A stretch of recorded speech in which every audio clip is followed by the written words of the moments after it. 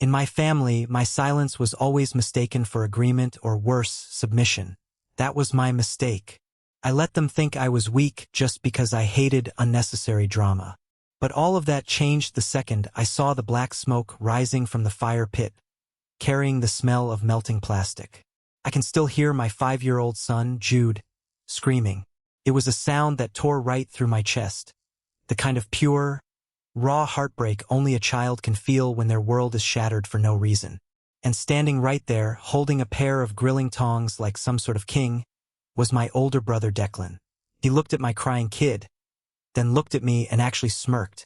"He needs to toughen up," he said, like he was doing us a favor. I didn't scream. I didn't throw a punch. I just grabbed my kid and left. But what I didn't know as I drove away that night was that Declan had already set a much bigger fire, one designed to burn my entire life to the ground. How did it come to this? What drove a grown man to destroy a little kid's birthday gift? To understand that, you have to understand the toxic ecosystem I was raised in. I am 34 years old, and my name is Harrison. For as long as I can remember, I have been the invisible child in my family. Not the black sheep exactly, because being a black sheep implies that people actually pay attention to you, even if it is negative. No, I was the ghost. I was the reliable, quiet one who stayed out of the way, handled his own problems, and never asked for a dime. My older brother, Declan, on the other hand, was the golden boy. In the eyes of my parents, Weston and Stella, the sun rose and set on Declan's shoulders. It is hard to explain the dynamic to someone who grew up in a healthy home, but if I had to put it in a museum of pain, there are 3 specific exhibits that tell you everything you need to know about my family. Exhibit A is the year we both went to college. Declan is 2 years older than me. When he graduated high school, my parents threw him a massive party and bought him a $35,000 sports car as a reward for getting into a mediocre state school. 2 years later, when I got accepted into one of the top tech universities in the country, there was no party. There was no car. Instead, my dad sat me down at the kitchen table, patted my shoulder, and told me that character is built through struggle. I spent the next 4 years working night shifts at a warehouse to pay off $40,000 in student loans, while Declan racked up speeding tickets that my parents quietly paid off.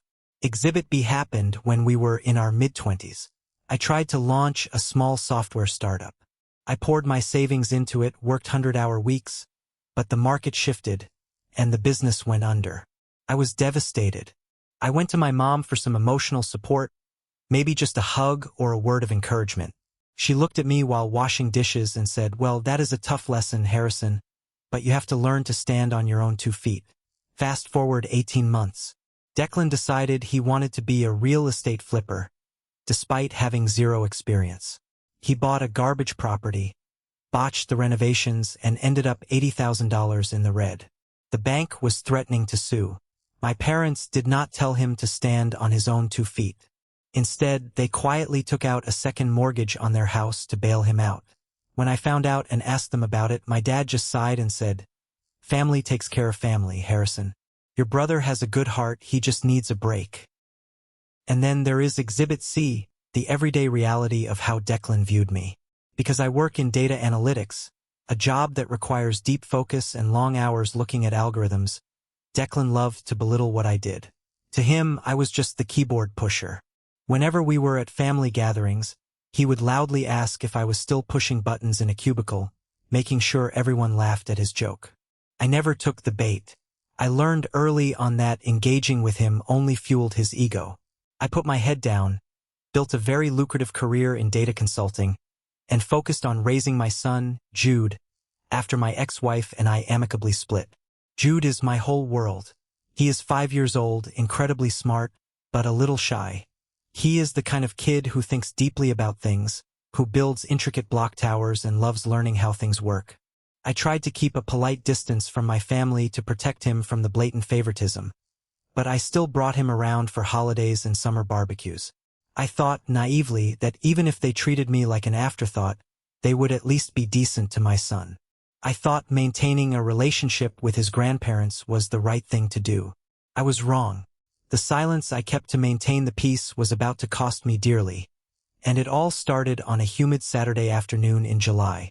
The drive to my parents' house always filled me with a low level of anxiety, a tight knot right beneath my ribs. It was a big house in a nice neighborhood, the kind of place that looked perfect from the street but felt suffocating the moment you walked through the door. The occasion was the annual midsummer family barbecue. Relatives from all over the state were there, meaning the backyard was packed with loud voices, the smell of roasted meat, and the clinking of beer bottles. Jude was sitting in the back seat of my car, clutching a large, heavy box to his chest like it was made of solid gold. It was his birthday weekend, and I had saved up for months to buy him the one thing he wanted more than anything else in the world. It was a limited edition robotics and coding kit. This was not a standard toy you pick up at a local store. It was a high-end educational tool designed to teach advanced programming logic through building a motorized robot. It cost $1,000. To a lot of people, spending that much on a 5-year-old might sound crazy, but Jude was advanced for his age. More importantly, this was a symbol. I had been taking extra contract work on weekends just to afford it, wanting to give my son the kind of pure, unadulterated joy I never got as a kid. He had been talking about it for weeks, and I gave it to him that morning. He was so proud of it that he insisted on bringing it to the barbecue to show his grandfather. We walked into the backyard, and the noise immediately hit us. My mom, Stella, was rushing around with trays of food, playing the perfect hostess. My dad, Weston, was holding court by the patio, telling exaggerated stories to my uncles. And then there was Declan. He was standing by the massive stone fire pit my dad had built a few years ago, a beer in one hand, grilling tongs in the other. Next to him was his wife, Harper. Harper was exactly the kind of woman you would expect Declan to marry. She cared more about her Instagram aesthetic than actual human connection, always wearing designer clothes and talking loudly about their supposed luxury vacations. As Jude and I walked up, I could feel the immediate shift in energy. My mom gave me a quick, tight hug and told me the potato salad was on the table. My dad gave Jude a pat on the head before turning back to his conversation. But Declan locked eyes with me, and I saw that familiar, condescending gleam. "Hey, look, it is the keyboard pusher," Declan called out, loud enough for half the yard to hear. "Did you actually leave your basement today, Harrison?" A few of my cousins chuckled. I forced a polite smile, tightening my grip on Jude's hand. "Good to see you too, Declan." I guided Jude toward a quieter corner of the patio, setting the heavy robotics box on a glass table. Jude immediately started carefully unpacking the metallic pieces, his eyes wide with concentration. I went inside to grab us some drinks. While I was waiting by the fridge, I overheard a hushed, frantic argument coming from the hallway. It was Declan and Harper. I stopped and listened. Harper was hissing, telling him that her credit card got declined at the salon yesterday. She was furious, demanding to know where the money from his last big client went. Declan told her to keep her voice down, swearing that he was moving some funds around and that a massive bonus was coming next week. He sounded desperate, panicked. It was a stark contrast to the arrogant guy flipping burgers outside. He was broke. All the designer clothes, the leased luxury cars, the big talk, it was all a facade. He was drowning in debt again. I stayed out of sight until they walked away, then grabbed 2 sodas and headed back outside.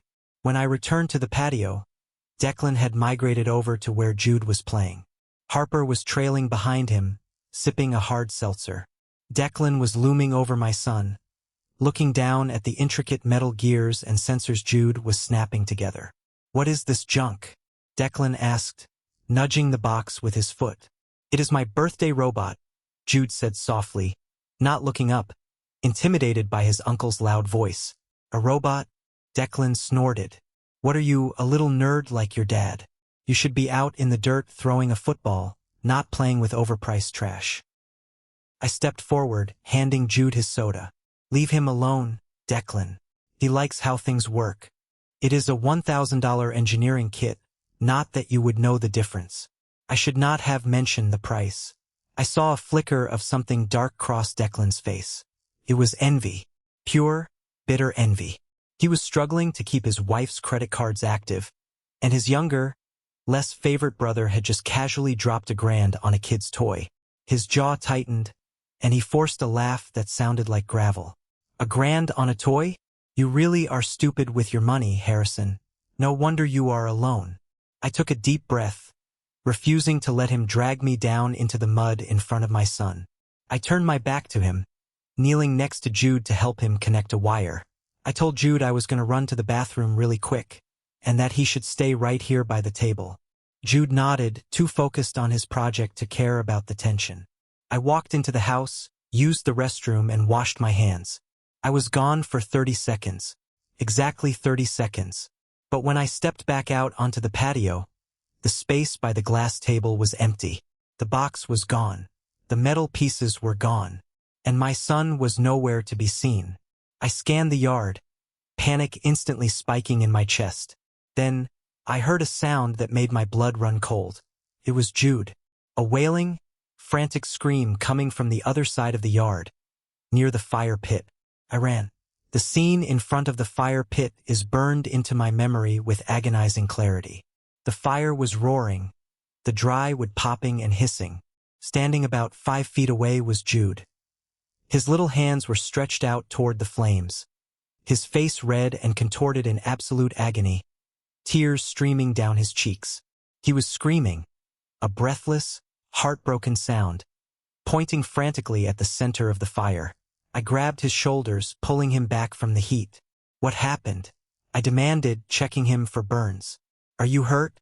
He just shook his head, unable to speak, pointing at the fire. I looked past the dancing orange flames and saw it. The metallic chassis of the robot, the delicate plastic sensors, the intricate wiring I had spent months saving for. It was sitting right on top of the burning logs. The plastic was already blistering, melting into toxic black smoke. The wiring was sparking, snapping under the intense heat. The $1,000 gift, my son's pride and joy, was being reduced to toxic sludge in a matter of seconds. I spun around. Declan was standing on the other side of the fire pit. He had his grilling tongs in his hand, casually tapping them against his leg. He was not panicked. He was not apologizing. He was smirking. What did you do? I asked, my voice dropping an octave, losing all of its usual calm. Declan rolled his eyes, taking a swig of his beer. Relax, Harrison. It was an accident. I was walking by the table, bumped it, and the thing just fell into the fire pit. Truit Tathoi, slippery fingers. It was a lie. The table was at least 15 feet away from the fire pit. You do not accidentally bump a heavy box and have it fly across the yard into the center of a roaring fire. He had picked it up and thrown it in. He did it on purpose. You threw it in, I said, taking a step toward him. You threw my kid's birthday present into the fire. Harper walked up, crossing her arms defensively. Oh, stop being so dramatic, Harrison. It is just a stupid toy. You can buy him another one with all that money you supposedly have. Jude buried his face in my leg, sobbing so hard he was trembling. Declan looked down at him with an expression of deep disgust. Honestly, it is for the best, Declan said, his voice dripping with condescension. The kid is soft. He clings to that nerdy junk like a little girl. You baby him too much. He needs to toughen up. The real world is not going to coddle him. My vision went white. For a fraction of a second, I imagined crossing the distance between us and breaking his jaw. I felt the violence coil in my muscles, urging me to make him feel a fraction of the pain he just caused my son. But then I felt Jude's small hands gripping my jeans. If I hit Declan, the police would be called. Jude would be terrified. My son needed a father, not a brawler. The commotion had drawn the attention of the rest of the family. My dad, Weston, pushed his way through the crowd, looking annoyed that his party was being interrupted. What is going on over here? Why is the boy crying? He threw Jude's gift in the fire, I said, not taking my eyes off Declan. Weston looked at the melting plastic, then at Declan, and then back to me. He let out a long, heavy sigh. Harrison, do not make a scene. Your brother said it was an accident. It is just a toy. We will get him a football or something tomorrow. My mom rushed over, nodding in agreement. Honestly, Harrison, you are always so sensitive. Declan did not mean any harm. Do not ruin the barbecue over this. You know how clumsy your brother can be. Let it go. They were doing it again. Right in front of my face. Defending the golden boy. Making excuses for a grown man who intentionally destroyed a child's property just to soothe his own fragile ego. They were telling me that my son's tears did not matter. That my hard work did not matter. So long as Declan did not feel uncomfortable. I looked at my mother. I looked at my father. I looked at the smug, punchable face of my older brother. I realized then that there was no reasoning with these people. There was no magic combination of words that would make them see reality. They were a cult and Declan was their leader. I did not scream. I did not argue. I bent down and scooped Jude up into my arms. I held him tight against my chest, feeling his erratic heartbeat against mine. I looked Declan dead in the eyes, stripping away every ounce of familial warmth I had ever forced myself to show him. It was a look of pure, unadulterated contempt. I am done, I said quietly. My voice wasn't shaking. It was cold. I turned around and walked away. I heard Weston call my name, telling me to come back and stop acting like a child. I heard Harper scoff. I heard Declan laugh, a loud, echoing sound that followed me all the way to my car. I buckled Jude into his car seat, wiping the tears from his face, promising him that everything would be okay. I got into the driver's seat and drove away from that house, swearing to myself that I would never bring my son back to that toxic wasteland. That night, after I managed to calm Jude down and put him to bed, I sat in the dark living room. The anger inside me did not burn out. It froze over. It turned into a sharp, calculated focus. I was done being the ghost. I was done keeping the peace. But I had no idea that the universe was about to hand me the perfect weapon. Because the very next morning, the doorbell rang, and my father's audacity would set in motion a chain of events that would change our lives forever. The knock on my front door came at 7 in the morning. It was loud, demanding, and impatient. I had been awake for hours, sitting at my kitchen island with a cup of black coffee, watching the sun come up and replaying the events of the barbecue in my head. I opened the door to find Weston standing on my porch. He was wearing his golf clothes, looking slightly irritated, as if my very existence was an inconvenience to his Sunday schedule. He did not apologize. He did not ask how Jude was doing. He just pushed past me into the foyer. "We need to talk," he said, walking straight into the kitchen and taking a seat at the island like he owned the place. I closed the door slowly, leaning against the counter, crossing my arms. "I am listening." Weston cleared his throat, avoiding my gaze for a second before looking up with that stern, authoritative expression he always used when he expected obedience. "It is about your brother. He is in a bit of a tight spot at work." I stared at him, feeling a bitter laugh bubbling up in the back of my throat. Yesterday, this man watched his eldest son terrorize a 5-year-old and burn a $1,000 gift. And today he is here to talk about Declan's career?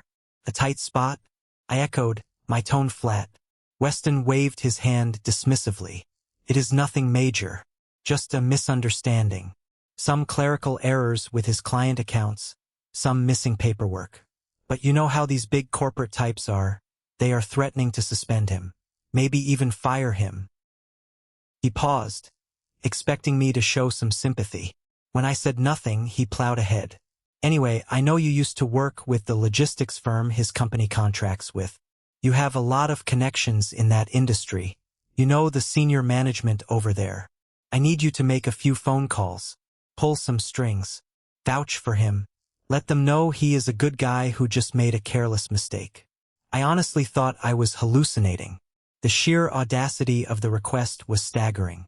I looked at the man who raised me, really looked at him, and saw nothing but a blind, desperate enabler. "Let me get this straight," I said, keeping my voice dangerously low. "Less than 24 hours ago, your golden boy intentionally threw Jude's birthday present into a fire, mocked him while he cried, and ruined our weekend. You defended him. You told me I was overreacting. And now, you have the nerve to stand in my house and demand that I leverage my professional reputation to save his job?" Weston frowned, his face turning red. "Do not be dramatic, Harrison. Yesterday was a family squabble. This is your brother's livelihood." He has a wife to support. He has a mortgage. You cannot hold a petty grudge when his entire career is on the line. A petty grudge? I stepped closer to the island, planting my hands on the marble. He destroyed my property and traumatized my son.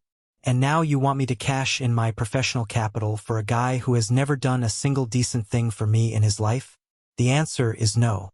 Weston stood up, his chair scraping loudly against the floor. You do not get to say no to family. We have given you everything. We raised you. When times get tough, you close ranks. That is what families do. No, I corrected him. That is what you do for Declan. When my startup failed, you told me it was a tough lesson. When I had to take out $40,000 in student loans, you told me it built character. So, let Declan build some character. If he made clerical errors, he can fix them himself. I am not lifting a finger. Weston's face was purple now. He pointed a thick finger at my chest.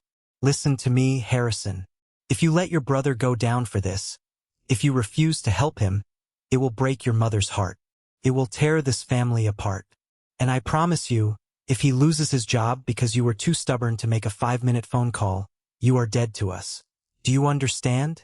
Do not bother coming to Thanksgiving. Do not bother calling on Christmas. You are out. He thought the threat of isolation would break me. He thought that, deep down, I was still that scared little boy desperate for his father's approval. He did not realize that the threat of being cut off from this toxic madness sounded like a vacation. I walked over to the front door and pulled it open. Do not threaten me with a good time, Weston. Get out of my house. He stared at me, shocked that I had actually called him by his first name. He opened his mouth to shout something else, but saw the icy resolve in my eyes. He stormed out, pausing on the porch to glare at me. You are going to regret this, he spat, before marching down the driveway to his truck. I shut the door and locked it. My hands were shaking, not from fear, but from the massive surge of adrenaline. I had finally done it. I had cut the cord. But the silence in my house was short-lived. I thought refusing him was the end of the drama. I thought Declan's clerical errors were just him being sloppy and lazy, as usual. I did not know that his sloppy paperwork was actually a massive, calculated crime, and that he had used my name to commit it. By noon that Sunday, the psychological warfare campaign began.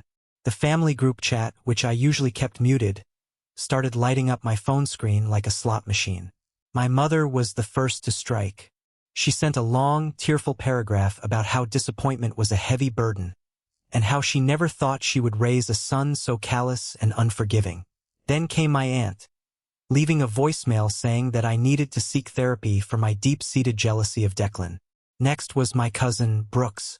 Brooks had always been one of Declan's loyal followers, a classic flying monkey.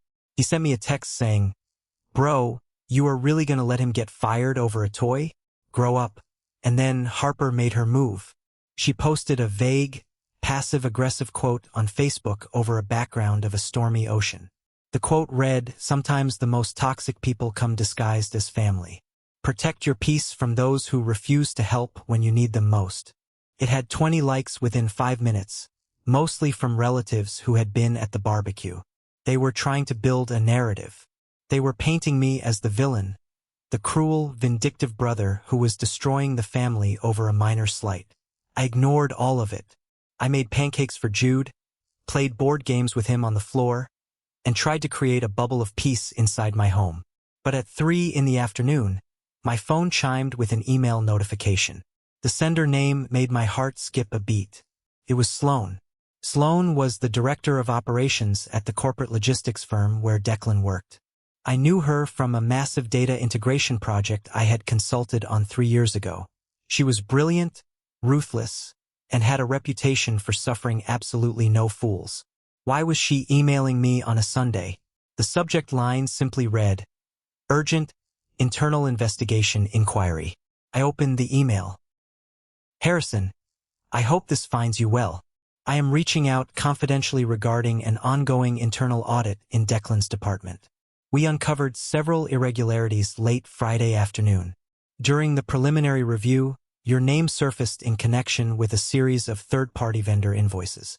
Before we escalate this to external authorities, I need to verify if you provided the consulting services listed on the attached documents.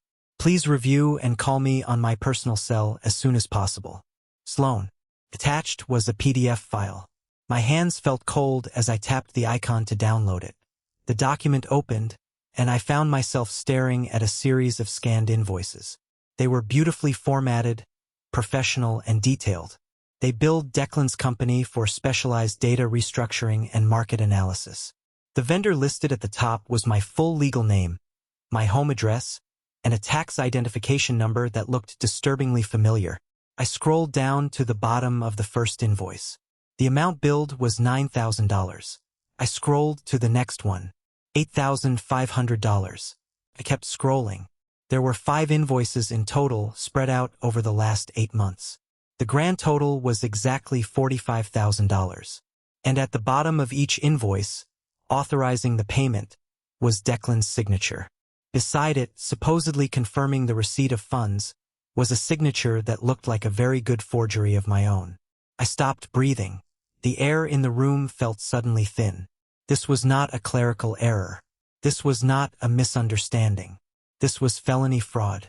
Declan had created fake invoices, approved them using his managerial authority, and funneled $45,000 out of his company.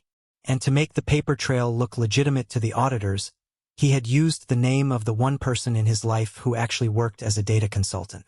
Me. He had framed me. Suddenly, Harper's panic in the hallway made terrifying sense.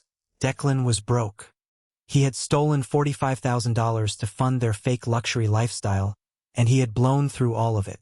Now the audit was closing in. And my father's visit? The demand that I call my connections to smooth things over? A wave of nausea hit me. My dad didn't want me to just put in a good word. My dad knew. They all knew. They wanted me to call Sloan and lie. They wanted me to confirm that I actually did the work so the invoices would look legitimate. They wanted me to become a willing accomplice to corporate embezzlement just to save Declan from going to prison. If I did what they wanted, I would be committing fraud. If the company pushed harder, or if the IRS audited those payments, I would be the one facing criminal charges. They were willing to throw me to the wolves, to risk my career, my freedom, and my ability to raise my son, all to protect the golden boy. My phone rang in my hand. It was Stella, my mother. I stared at the screen, my heart pounding a frantic rhythm against my ribs. I answered it, putting the phone to my ear without saying a word. "Harrison," she said, her voice dropping into that sweet, manipulative tone she used when she was desperate. "Please tell me you have reconsidered. Please tell me you are going to help your brother." I looked at the forged signature on the iPad screen. "Did you know?" I asked, my voice terrifyingly calm. "Know what, honey? Did you know that Declan's little clerical error involves $45,000 of stolen money? Did you know he forged my name on the invoices?" There was a long, heavy silence on the other end of the line. I heard her breath hitch. That silence was all the confirmation I needed. She knew. "Harrison," she whispered, sounding frantic now. "It got out of hand. He was just borrowing it, he meant to pay it back. But if you do not cover for him, he is going to jail. You have to tell them you did the work. We will figure out the taxes, we will pay you back, just please." I hung up the phone. I didn't yell. I didn't throw my phone against the wall. The frozen anger inside me crystallized into something harder than diamonds. If I stayed silent now, I would go down with him. The time for keeping the peace was over. It was time to go to war. The realization that my own parents were willing to let me take the fall for a felony completely shattered whatever lingering illusion of family loyalty I had left. But the assault wasn't over. Declan was cornered, and like a rat in a trap, he decided his best strategy was to bite blindly. I needed to clear my head, so I decided to take Jude to the grocery store to pick up some things for dinner. I wanted to do something normal, to pretend for an hour that my life wasn't turning into a legal thriller. We walked down the aisles, Jude sitting in the cart, happily pointing out his favorite snacks. When we got to the checkout lane, the cashier rang up our groceries. The total was around $80. I swiped my debit card. The machine beeped an angry red tone. Declined. I frowned. I knew I had plenty of money in my checking account. I apologized to the cashier, took out a credit card, and swiped it. Beep. Declined. A hot flush of embarrassment crept up my neck. People in the line behind me were starting to shift impatiently. I pulled out my phone, quickly logging into my banking app. A giant red banner flashed across the screen. Account suspended, fraud investigation pending. Panic flared in my chest. I called the bank's automated customer service line right there in the aisle. After navigating a maze of menus, I finally got a representative on the line. "Why is my account suspended?" I demanded, trying to keep my voice steady so I wouldn't scare Jude. "Sir," the representative said, sounding overly rehearsed, "we received a report of fraudulent activity concerning a joint account associated with your profile. Standard procedure requires us to freeze all linked assets pending a review." A joint account? I hadn't used a joint account in a decade. Then it hit me.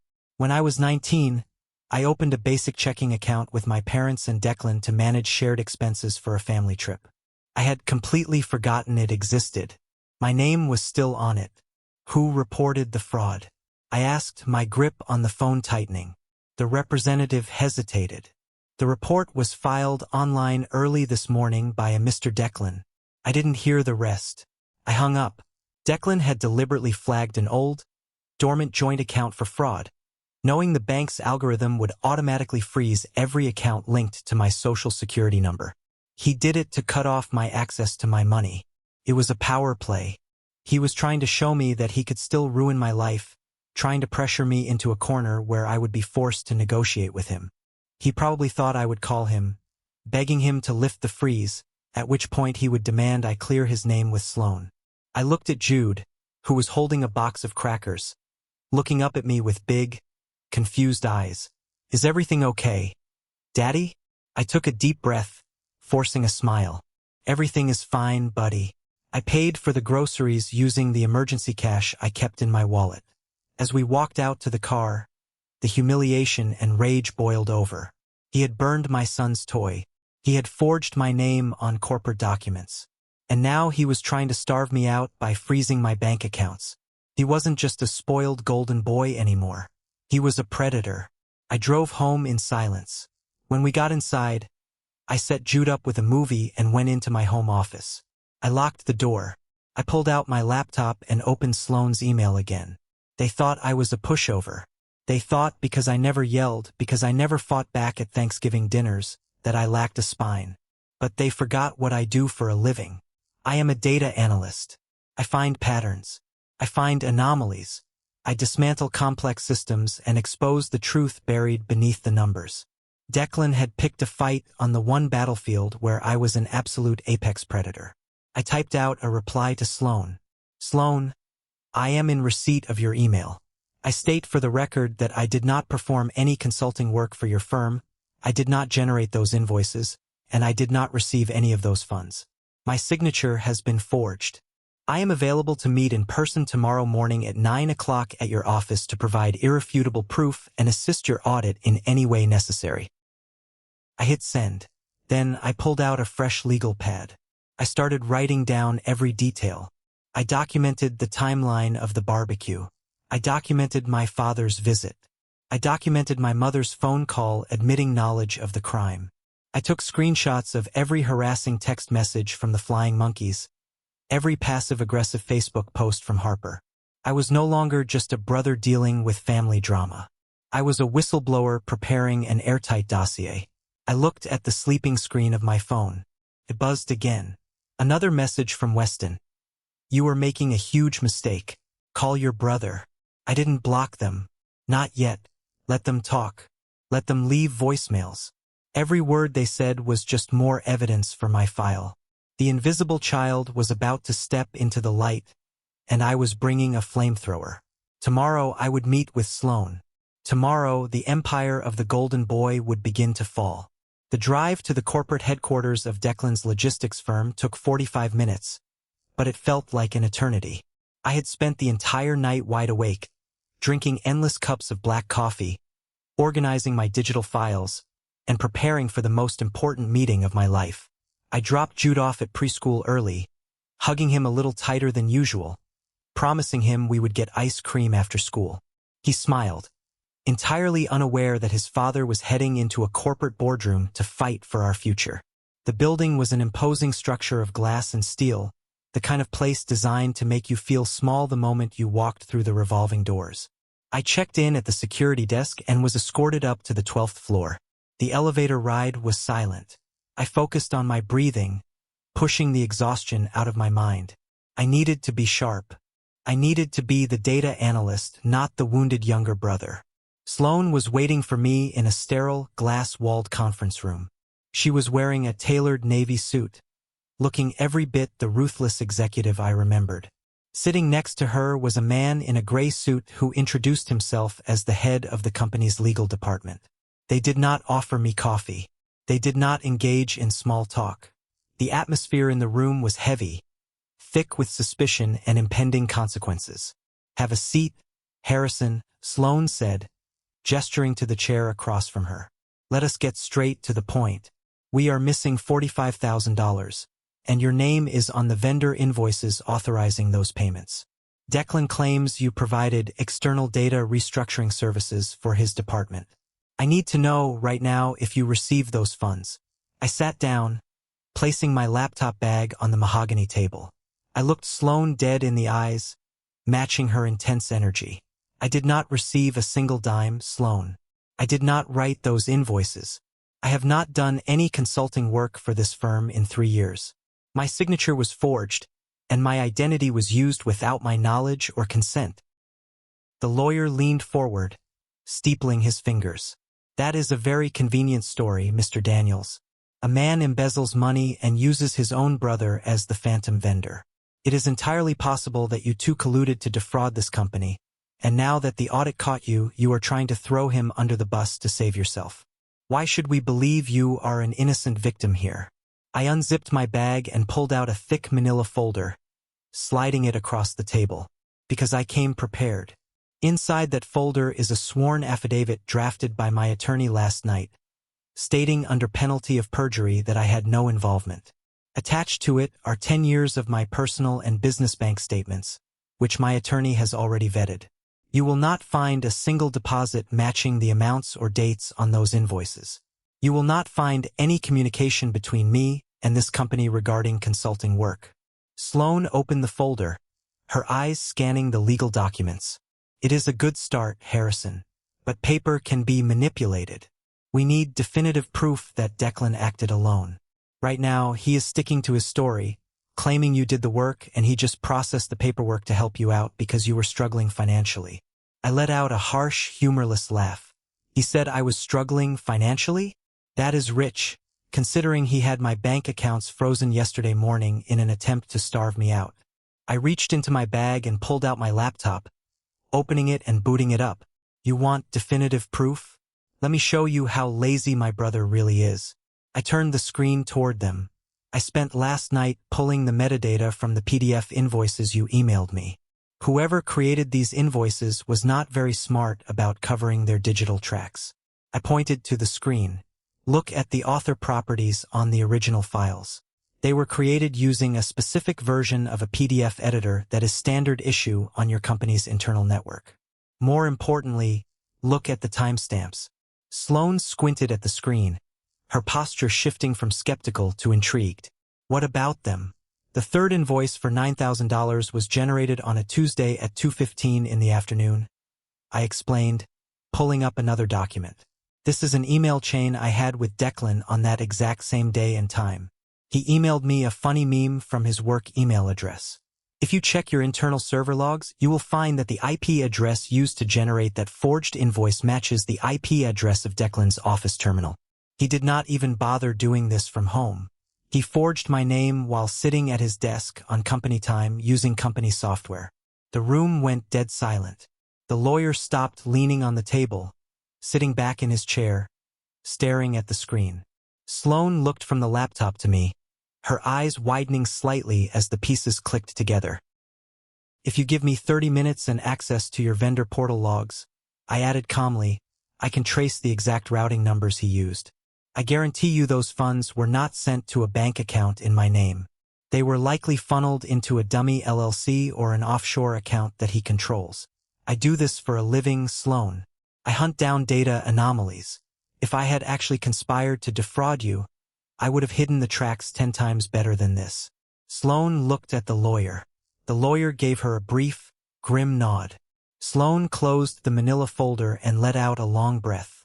She took off her glasses, rubbing the bridge of her nose. I knew Declan was reckless, she murmured. But I did not think he was stupid enough to leave a digital trail this obvious, let alone try to pin a felony on his own brother. He was desperate, I said quietly. He is drowning in debt, trying to fund a lifestyle he cannot afford. He needed a scapegoat. I just happened to be the most convenient target. Sloane looked at me, and for the first time that morning, the icy corporate mask slipped, replaced by a look of genuine professional respect. You realize that by proving this, you are guaranteeing that we terminate him for cause, and likely refer this to law enforcement. I thought about the burning plastic. I thought about Jude's tears. I thought about my father demanding I sacrifice my integrity. I understand, I said, my voice unwavering. Do what you have to do. I am here to protect my son and my livelihood. Whatever happens to Declan now is the result of his own actions. Sloane nodded slowly, a faint smirk touching the corner of her mouth. You know, Harrison, you just saved this company a massive headache. You did more investigative work in 12 hours than our internal audit team did in 3 days. I started to pack up my laptop. I am glad I could clear the air. If you need me to sign any formal statements for your legal team, send them over. Wait, Sloane said, holding up a hand. Do not pack up just yet. We have a much bigger problem now, and based on what I just saw, I think you are exactly the person who can help us fix it. I paused, my hand hovering over the zipper of my bag. What do you mean? Sloane leaned forward, folding her hands on the table. Declan was the head of regional logistics. He had access to dozens of client accounts. If he was sloppy enough to steal $45,000 through fake invoices, God only knows what else he has messed up in the system. Our entire database is compromised. She looked at the lawyer again, who nodded in agreement, then looked back at me. We need an independent auditor to come in, rip the system apart, find every anomaly, and rebuild the financial logs from the ground up. We cannot use our internal team because Declan was their boss, and we do not know who else might be involved. We need an outsider, someone objective, someone relentless. Are you offering me a job? I asked, genuinely stunned. I am offering you an independent consulting contract, Sloane corrected. It will be brutal work. Long hours, untangling a massive web of incompetence and fraud. But we are willing to pay for premium talent. She stated a figure, $60,000, for a 3-month contract. I sat there, frozen, processing the sheer, poetic irony of the situation. My brother had tried to destroy me. He had tried to frame me for a crime to save his own skin. And in doing so, he had accidentally handed me the most lucrative professional opportunity of my entire career. The universe had a wicked sense of humor. I looked at Sloane, feeling a slow, genuine smile spread across my face. I will need the contract reviewed by my attorney, I said. But yes, I accept. The next few days felt like living inside a tornado, but for the first time in my life, I was not the one being tossed around. I was the one directing the wind.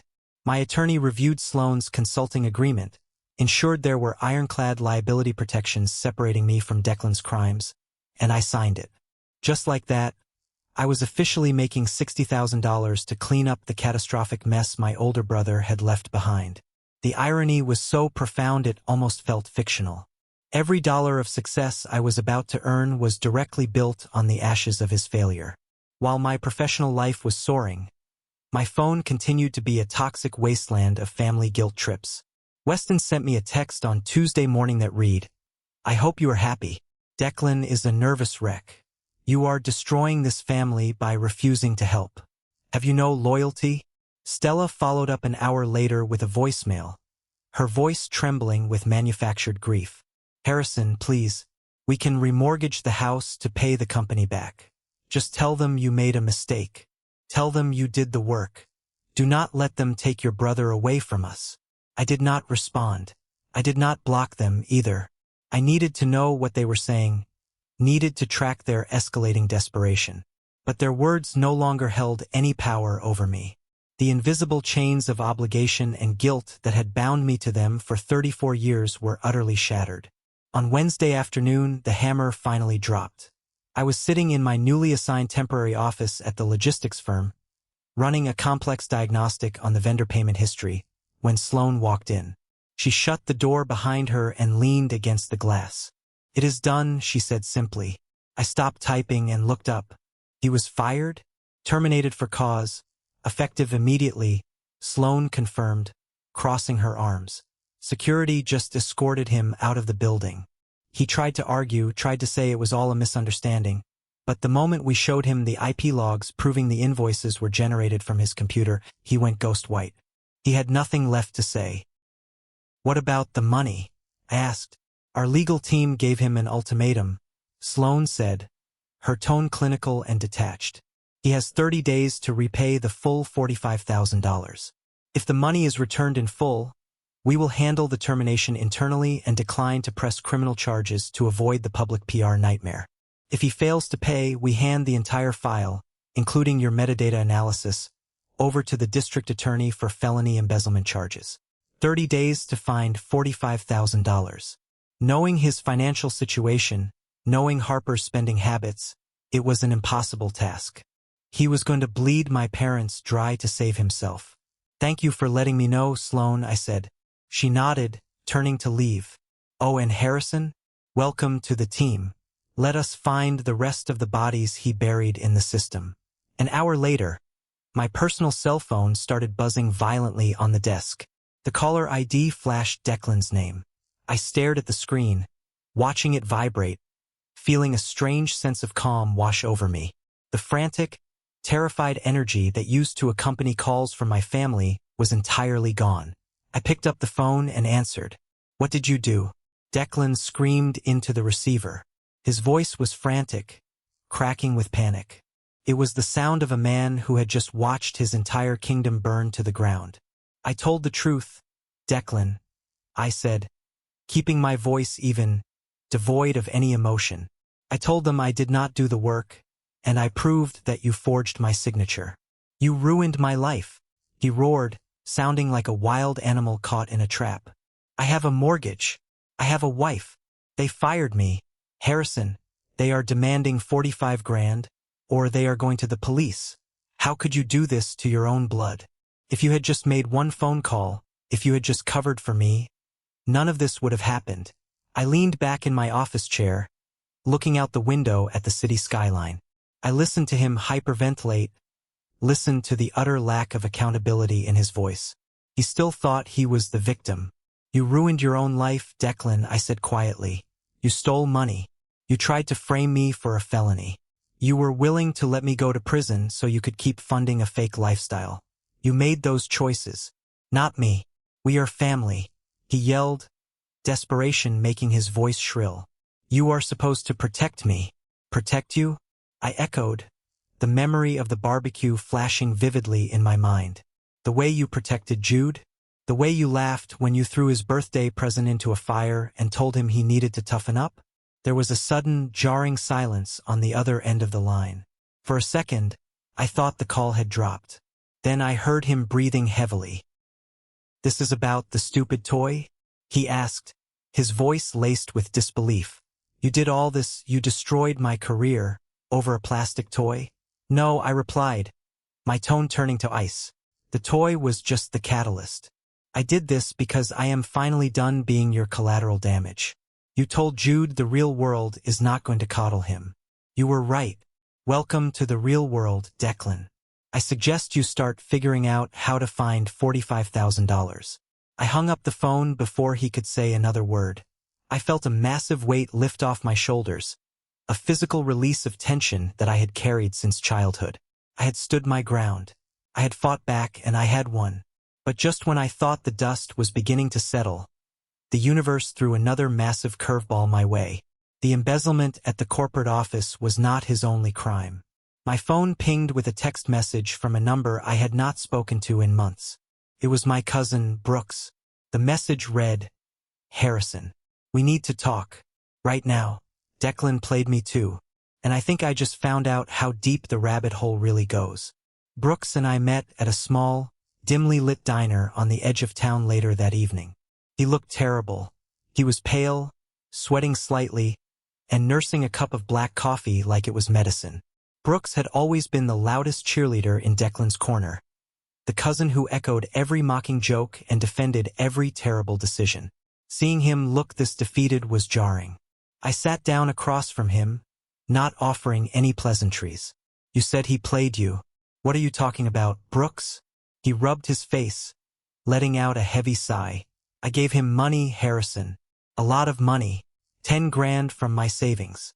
I frowned, leaning forward. For what? He makes or made a 6-figure salary. Why was he borrowing 10 grand from you? Brooks looked down at the table. It was not a loan. It was an investment. He told me he was launching a side business, a tech startup utilizing AI for logistics tracking. He showed me spreadsheets, projected returns, the whole 9 yards. He said he was letting family in on the ground floor before he took it to venture capitalists. He promised a 30% return within 6 months. I stared at him, piecing the puzzle together. Declan didn't know the first thing about AI or software development. He couldn't even format a basic Excel sheet properly. There was no tech startup. He took your money to pay off his own debts, I said flatly. Brooks nodded, looking miserable. I know that now. I kept asking for updates, and he kept giving me excuses. But when Harper posted that passive-aggressive stuff on Facebook about you, I started getting suspicious. I started digging online. Harrison, it is bad. Really bad. Brooks slid his phone across the table. It was open to a local business networking forum, a hidden message board where independent investors and contractors shared information. The thread Brooks had opened was titled, Warning, Declan Daniels, Fraudulent Seed Funding. I scrolled through the thread, my stomach sinking. It wasn't just Brooks. Declan had pitched this fake startup to at least a dozen people in our local network. Former college friends, distant relatives, small business owners. He had collected investments ranging from $5,000 to $20,000. He was running a miniature Ponzi scheme, using new investor money to pay off older, angrier investors, all while skimming off the top to fund his lifestyle. The thread was full of furious people planning to file civil suits and contact the authorities. He didn't just steal from his company, I murmured, reading a comment from a contractor who claimed Declan owed him 15 grand. He scammed half the county. And my money is gone, Brooks said, his voice breaking. He told me the tech crashed and the funds were lost. But I saw Harper driving a brand new leased SUV last week. I am an idiot, Harrison. You were right to cut him off. I handed the phone back to Brooks. I felt a fleeting moment of pity for my cousin, but it was quickly overshadowed by a terrifying realization.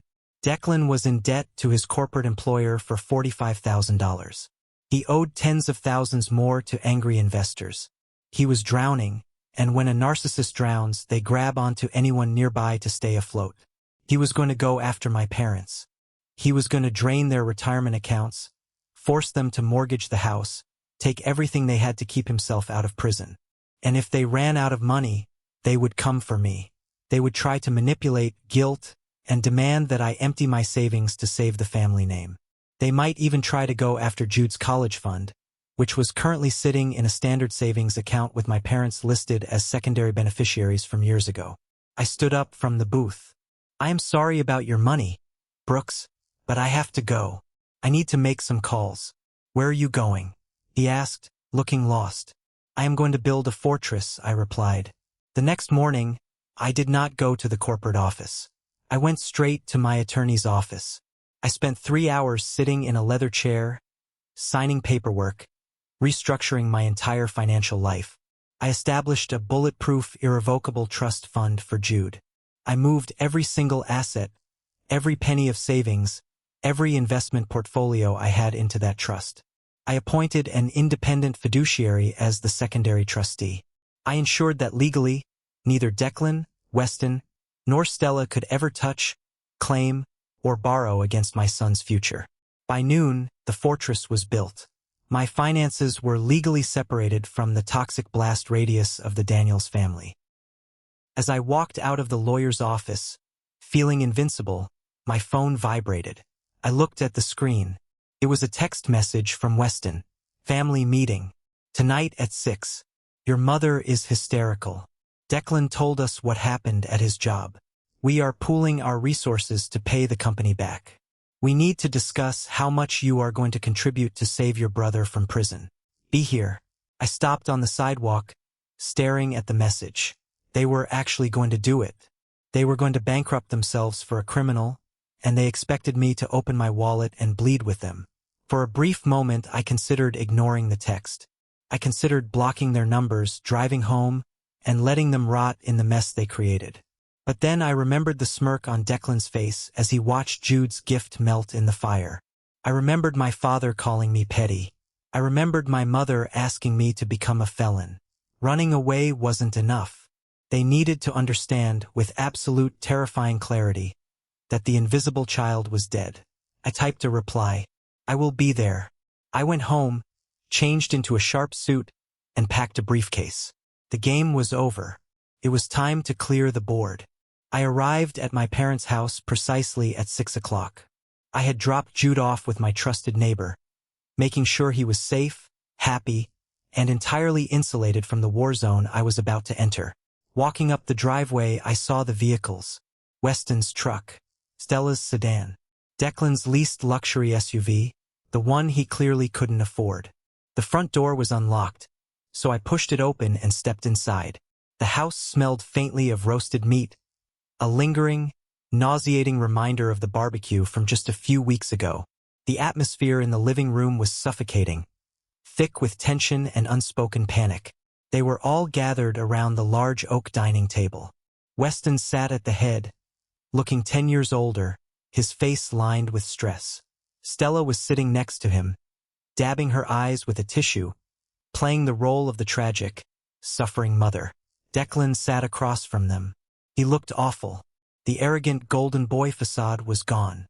His designer shirt was wrinkled, his hair unkempt, and there were dark circles under his eyes. Harper was sitting next to him, her arms crossed, glaring at the table, radiating bitter resentment. They all looked up when I walked in. I did not say hello. I did not take off my suit jacket. I walked into the room, holding my leather briefcase, and stood at the opposite end of the table. I did not sit down. Sitting down implies submission, implies you are part of the group. I was not part of this group anymore. Well, Weston said, his voice gravelly and exhausted. You showed up. I am here, I said, my voice projecting a calm, icy authority that immediately shifted the energy in the room. What is the purpose of this meeting? Stella let out a dramatic sob. Oh, Harrison, please do not use that tone. We are in a crisis. Your brother has lost his job. He was fired for embezzlement. I corrected her, not letting her soften the reality. He stole $45,000 from his employer and forged my signature to do it. Declan slammed his hand on the table, glaring at me. Because you ratted me out. If you had just told them you did the consulting work, none of this would be happening. You stabbed me in the back. I stared at him, feeling a profound sense of disgust. You tried to make me a felon, Declan. You tried to ruin my life to cover your own theft. But go ahead, play the victim. It is the only thing you are actually good at. Enough, Weston bellowed, standing up. We are not here to point fingers. We are here to fix this. Declan has 30 days to pay the company back, or they are pressing criminal charges. If he goes to prison, his life is over. Harper will lose the house. We cannot let that happen. I looked at my father, studying the desperate devotion in his eyes. And how exactly do you plan to fix it? We are liquidating our savings, Weston said, his voice trembling slightly. We are cashing out your mother's retirement account, and I am taking out a second mortgage on this house. But it is not enough. The fees, the taxes on the early withdrawal, we are still short by about $20,000. He paused, taking a deep breath, and looked me dead in the eyes. We need you to take out a loan against your house, Harrison, or empty your savings. Whatever it takes. You have a good job. You can afford the monthly payments. We will pay you back eventually. But right now, family has to step up. I looked around the room. I looked at Stella, who was nodding pleadingly. I looked at Harper, who looked expectant, as if I owed her this money. And I looked at Declan, who could not even meet my gaze, staring down at his hands. They were serious. They had spent my entire life ignoring my needs, criticizing my choices, and prioritizing Declan. And now, as their golden boy stood on the precipice of prison, they expected me to hand over the financial security I had built for my son, just to shield Declan from the consequences of his own crimes. No, I said. The word dropped into the room like a physical weight. Weston blinked, stepping forward. What do you mean, no? Harrison, you have to. If you do not give us the money, your brother goes to jail. Then he goes to jail, I replied, my voice steady, entirely devoid of sympathy. He committed a crime. He faces the penalty. I am not giving you a single cent, Stella wailed, burying her face in her hands. How can you be so cruel? He is your brother. Have you no heart? My heart belongs to my son. I snapped, my voice finally rising, cutting through her manufactured tears. The son whose birthday present your precious golden boy threw into a fire because he thought it was funny. You all watched him do it and you defended him. You told me I was too sensitive. You told me Jude needed to toughen up. Well, guess what? I toughened up. I placed my briefcase on the dining table. The heavy thud made everyone flinch. You think the $45,000 he owes the company is your biggest problem? I asked, looking directly at Weston. You have no idea how deep this hole goes. You are about to ruin your retirement, lose your home, and bankrupt yourselves for a man who has been lying to you for years. Declan's head snapped up, his eyes widening in pure terror. Harrison, shut up, he hissed. I popped the latches on the briefcase. No, I am done being quiet. It is time for a little family transparency. I opened the briefcase and pulled out the first stack of papers. I tossed them onto the center of the oak table. They fanned out, exposing the printed screenshots and forum posts. What is this? Weston asked, reaching out to pick up a page. That is your golden boy's side business, I said, watching Declan's face drain of all color. He ran a Ponzi scheme. He told people he was starting a tech company and collected seed money. He took $10,000 from Brooks. He took money from your friends, Dad. From the people at your country club. Read the posts. They are all organizing a class action lawsuit against him. He doesn't just owe 45 grand to the logistics firm. He owes close to 100 grand to angry investors. Weston's hands started shaking as he read the highlighted forum posts. Stella stopped crying, her mouth falling open as she stared at the papers. Harper turned to Declan, her eyes blazing with fury. You told me that money was a corporate bonus. She shrieked. You lied to me. Declan tried to reach for the papers, stammering. It is a misunderstanding. I was going to pay everyone back. The market just shifted. You are a thief, Declan. I interrupted, my voice slicing through his pathetic excuses. You are a fraud, and you are drowning. I reached into the briefcase and pulled out a second document. This one was bound in thick blue legal paper. I tossed it down next to the forum posts. What is that now? Weston whispered, looking like a man who had just been punched in the stomach. That is the irrevocable trust fund I established for Jude this morning, I stated clearly, making sure every syllable registered. My house, my savings, my investments, and Jude's college fund are now legally locked away. Neither you, nor Mom, nor Declan can ever access it, claim it, or borrow against it. I made sure that when this family goes bankrupt trying to keep Declan out of a prison cell, my son and I will not be dragged down with you. We are financially untouchable.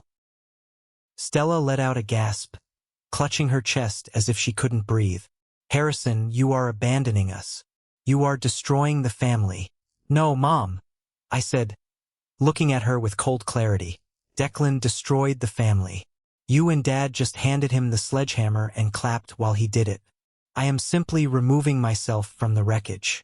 Declan stood up, his chair tipping over backwards and crashing onto the hardwood floor.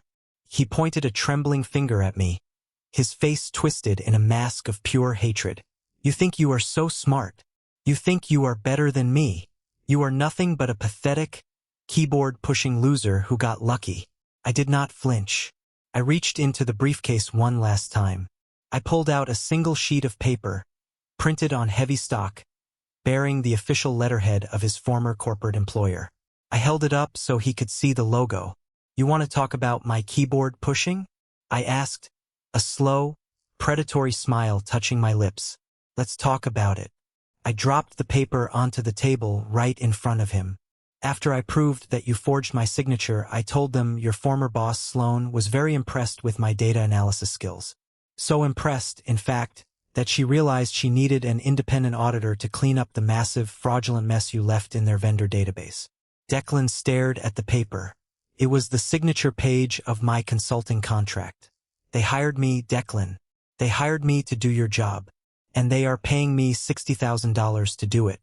The silence that followed was absolute. It was a heavy, suffocating silence, the sound of a reality so devastating, so deeply ironic, that none of them could process it. Weston looked at the contract, his mouth opening and closing, unable to form words. Stella stared at me as if she was looking at a stranger. Harper let out a bitter, mocking laugh, looking at Declan with pure disgust. Declan just stood there, his eyes fixed on the $60,000 figure printed on the page. His jaw trembled. The arrogance, the smugness, the entitlement, all of it evaporated, leaving behind nothing but a hollow, broken man who finally realized he had lost everything. "You burned my son's toy to teach him a lesson about the real world," I said, my voice quiet, cutting through the silence like a scalpel.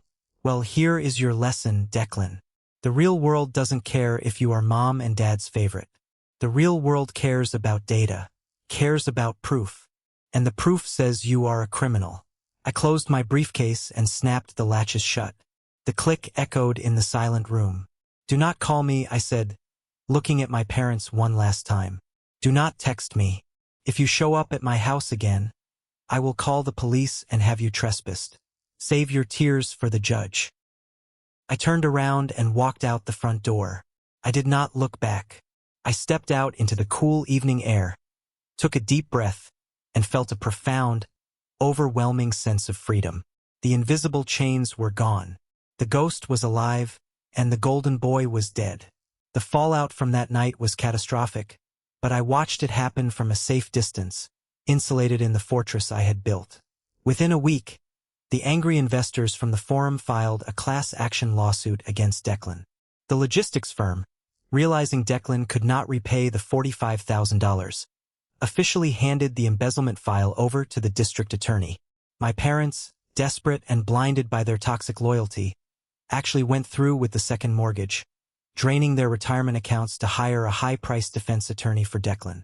Harper, seeing the sinking ship, filed for divorce and moved back in with her parents. I focused on my work. The consulting contract with Sloan's company was demanding, but I thrived in the complexity.